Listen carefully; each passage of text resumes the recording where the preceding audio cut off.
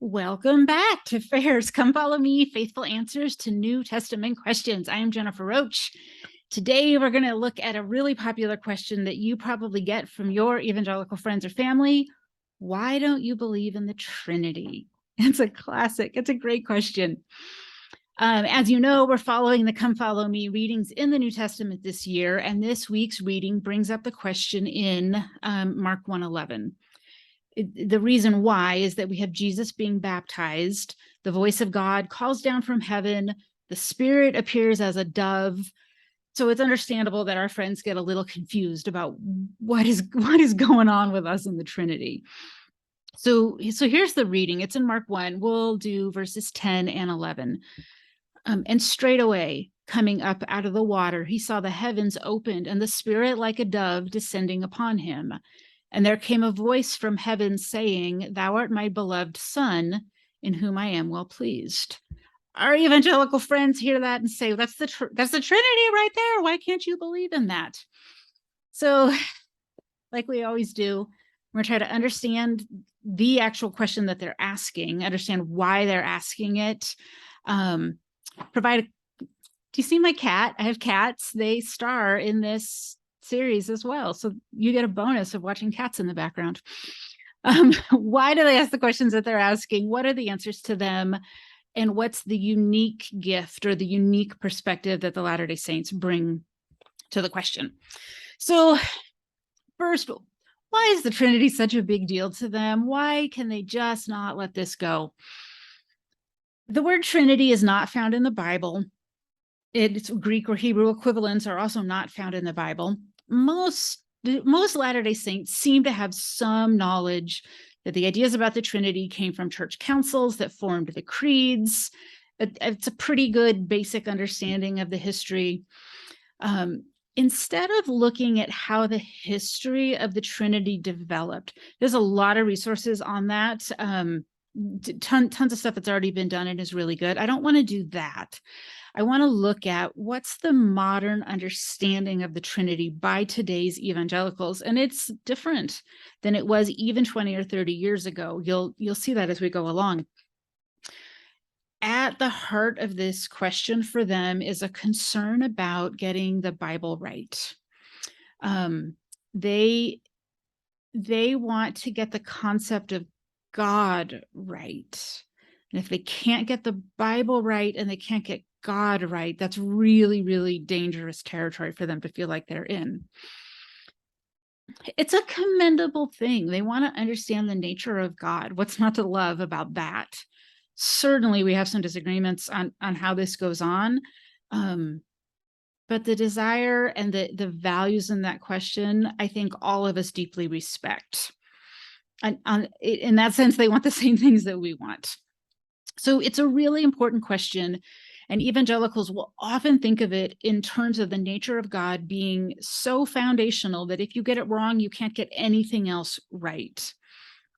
When I went to divinity school, I got a master in divinity, and it was an evangelical divinity school that I attended. One of our professors was very fond of saying, every conversation is about the nature of God. It might look like a conversation about finance or fashion or pizza, but that's only from the outside, that every conversation is a conversation about God. And that's such an evangelical thing to say. They deeply think about this and deeply want to know God, right? We're on the same page with them on that. If you're not a person who thinks about this kind of stuff a lot, maybe you don't live in your head as much as the rest of us. I don't know. But we can give the evangelicals who do think about this a lot of respect and care for the concern that they show on this. And if you have evangelical friends that are willing to talk with you about the nature of God, count yourself lucky. There is no better conversation to have. Sometimes you have to have it about finance or fashion or pizza, but sometimes you get to have it about the nature of God. And I don't know of a better conversation. So this is super fun stuff for me. So today's evangelical belief in the Trinity.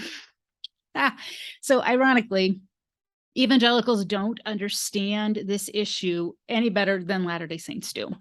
Back in 2018, two Christian ministries did a survey. One is Legionnaire Ministries. Their focus is on helping Christian believers understand doctrine better. And the other is Lifeway Publishing. They're the publishing arm of the Southern Baptist Convention. So the two of them got together and they did a survey of evangelicals to assess their understanding of the Trinity. And here's what happened. What they did was ask the participants to affirm certain statements about the Trinity. But the trick was that each statement was an official heresy, had been named a heresy for hundreds of years by the church. It wasn't a true belief about the Trinity. And on average, people affirmed 3 out of the 8 heresies, earning them about a 62%, not a stellar grade, right?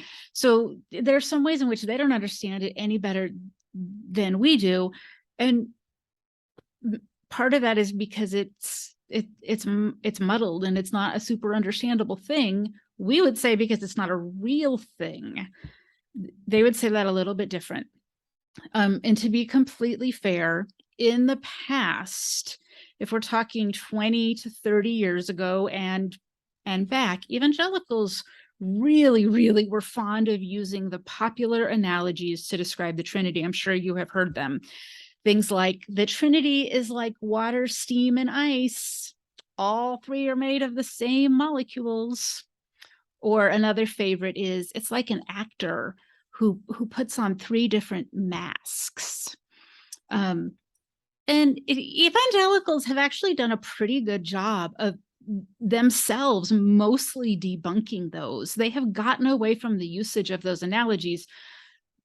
Most of them represent one of the heresies. Clearly, some of the heresies are still believed about the Trinity, but they are trying in their own context for and by them to have people talk about the Trinity in better ways. That's respectable. Each of those analogies, you will still hear them, certainly, but it's not where evangelicalism is headed. The thinking behind them obviously persists, as evidenced by the previously mentioned survey. In the more thoughtful corners of the evangelical world, they've made a move to talking more about the mystery of the Trinity, and they shy away from the specifics of the Trinity. So instead of hearing the Trinity is like a 3-leaf clover, you're much more likely to hear in their context something like the Trinity is a great mystery where the members of the Trinity are in perfect relationship with one another. They're made from the same substance, and yet they have full independence to act as themselves without ever disrupting the unity of the group. So that's a very current, modern evangelical way to talk about the Trinity. It's this mysterious, it's community, they have unity, and they have separateness. And I'll be honest with you, when I was an evangelical, the appeal to mystery worked far better for me than any of the kind of silly analogies, mostly because it shows the Trinity as a community of love whose love outflows to humanity. And here's where it gets really interesting for Latter-day Saints. You will not know this name, but there's a theologian. His name is Moltmann. You have never heard of him. And your evangelical friends and family have probably never heard of him either, but their pastors have. And absolutely the academics who write books for them have. And the professors who teach in their divinity schools have. He is extremely influential. So why is he important to this conversation?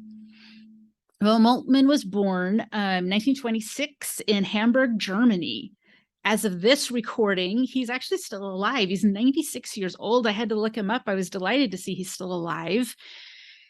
And you can guess by his birth year and his home country that he saw the horrors of a lot of war, especially World War II, and the rise of authoritarianism. And it deeply concerned him on a theological level. And it led him to think about the problems that happen in Christianity when we have this like hyper authoritarian or hyper sovereign view of God in the Trinity, which very much is what it is. That might not be obvious to you, but the people who study the Trinity as a theology, that is very obvious to them. That sentence alone has way too much to unpack for a video like this, so we're just going to leave it at saying he started to see the holes in the idea of the Trinity, at least the 3 in 1 and 1 in 3 model of the Trinity. That's the classic idea of the Trinity. So what Moltmann does is he develops an idea about the Trinity that he coins the Social Trinity, which basically means he sees the Trinity as a cooperation or society of divine persons, each separate from each other, but united in their purpose and will. Are things starting to sound familiar to you? I imagine that they are. Don't get too excited. Don't go sit by your mailbox and wait for your invitation to Moltmann's baptism to join our church. He swings that in a different direction. Ultimately, what he is doing with his idea of the Trinity is to demonstrate the dangers of forcing unity without free will under a supreme dictator. He was born in Germany in 1926, after all. You can see what he's doing there. However, Moltmann has introduced the idea of a social trinity that sounds very similar to our concept of the Godhead.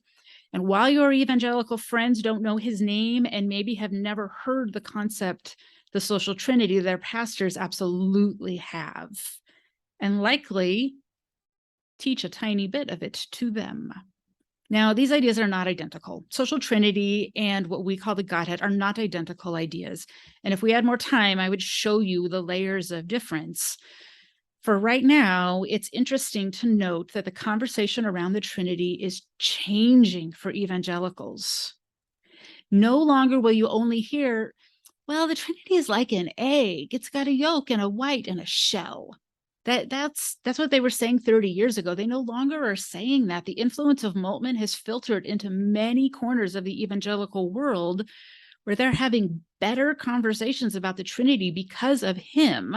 And frankly, not just him, all of the students that came after him. Wolf is the most well-known one. He's a Croatian theologian. He writes about the intersection of theology and public policy, and he is very much advocating for the social trinity. Again, that's not a name your friends or your family know if they're evangelicals, but their pastors do. Absolutely, they do, and they've all read him. Wolf especially is extremely influential on pastors that have been trained in the last 20 years. Who pastors trained in the last 20 years are thinking about the Trinity in brand new ways that sound remarkably similar to what we talk about when we talk about the Godhead. The pew sitting person, that's not going to make any sense to them. I'm just telling you this so that you have an understanding of how things are shifting with them. So, I mean, it gets us to so what? I tell you the story of Moltmann and Wolf to say that things are changing, and that while the evangelicals are still trying to sort out what is heresy and what is true about the Trinity, the conversation is also opening up, and your friends or family members are much more likely to be exposed today to versions of the Trinity that you might actually recognize than they ever have been before. And that's a conversation that'd be pretty interesting to have. So what's the unique contribution of our faith into that conversation? You've probably already guessed, and it's that God the Father has a body. And I laugh because that doesn't sound scandalous to you. To your evangelical friends, it would. They've made some movement. They haven't moved to that yet. So this is definitely a unique contribution from us. You may have heard that statement so many times in your life that God the Father has a body. It has no meaning for you anymore. And you couldn't even pick out the implications of it if you wanted to, because you don't know the opposite. You don't know what it's like when God doesn't have a body. So let me draw some of that meaning out for you. In the traditional conception of God the Father, he is seen as spirit, no physical form. Jesus gets a physical form when he comes to live on earth, but that is the only experience God has of what it's like to inhabit matter. And when God is only spirit, it is very easy to relate to him in our minds or our hearts and not our bodies, our physical form. This actually is a heresy that even evangelicals recognize. It's the heresy of Gnosticism. In Gnosticism, it becomes really important to think the correct things, to believe the correct things in your brain, in your mind, and it doesn't really matter all that much what happens with your body. God doesn't have a body. Why does it matter that you have a body? It's nonsensical to them. It matters very much what you believe and what you affirm, what you give intellectual assent to. The physical form is just something to carry around your mind in, right? So in other corners of the Christian world, outside of the evangelical sort of bubble, they do hint at this in other ways. God inhabits the Eucharist in Catholicism in a literal sense. They need an experience of God having a body. That's what they're doing when they say that the host becomes Christ's actual body. They're trying to get at the same thing that we are trying to get at when we say God has a body. Protestants broadly, evangelicals usually included, say God is symbolically present in the elements of communion or in the Eucharist. They don't go as far as the Catholics to say it's literally present, but they too are longing for an experience of a God who has a body, a God who knows what it is to inhabit matter, that matter matters. Latter-day Saints do not say that God is just this symbol in the ether and that he symbolically inhabits matter. We're saying that he's made of matter, just like us. So if God the Father is made of matter, then simply giving intellectual assent to concepts about faith can never be enough. Our beliefs matter, but our physical acts matter too. We'll revisit this concept in a future video when we talk about the tension between grace and works, right? Works are things you do in your physical body. It's not just thoughts that you think. Grace is only existent. It's not a thing you can touch. It only exists in the spiritual or intellectual world. And so when we talk about grace versus works, we're really talking about matter versus spirit and the incorporation of those two ultimately. We'll get to that. Here's the conclusion for this topic.